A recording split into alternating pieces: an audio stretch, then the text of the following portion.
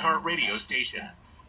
Assad needs to go. Assad must go. Player. Assad needs to go. Assad must go. Player. Assad needs to go. Assad must go. Player. Assad needs to go. Assad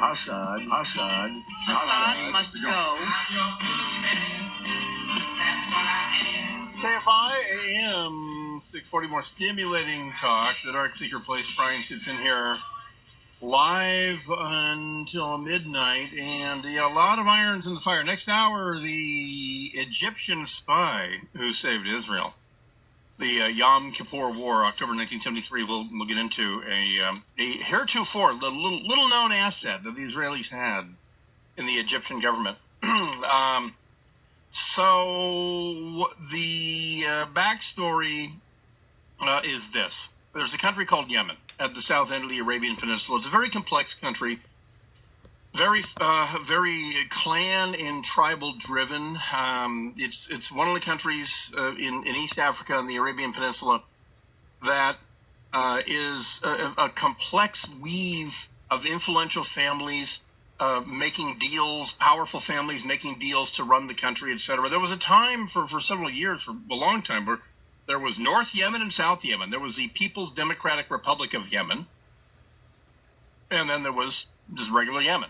And this is a feature of Yemeni history that at times the clans can be at war with each other, and then the next day be breaking bread and say, let's get along for 2 decades.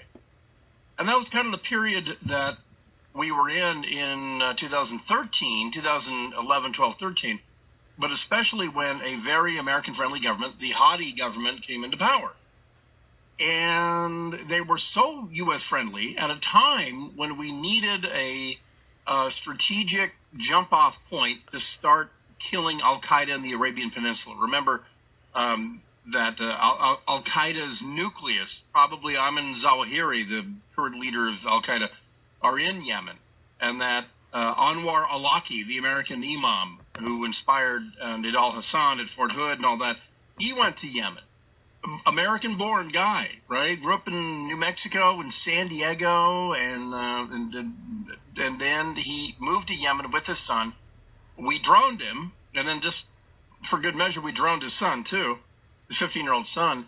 But Yemen became pretty crucial, and the U.S.-friendly government said at the time, because at the time, in 2012, the American base in Djibouti, called Camp Lemonnier, which was a French Foreign Legion base, was absolutely overgrown with drones and F-18s and everything. You could, as you're taxiing at the airport in Djibouti, you could start counting Predator drones parked wingtip to wingtip, and they went the entire length of the runway.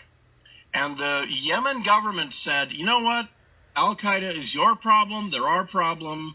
Why not go ahead and forward deploy special forces and drones here in Yemen and save yourself an hour and a half of flight time? Because what was happening was we were flying drones out of Djibouti, special forces were staging out of Djibouti, and if a drone found a target and it had to be hit, and the drone it wasn't armed, for instance, which is a very frequent deal. It's not always armed reconnaissance.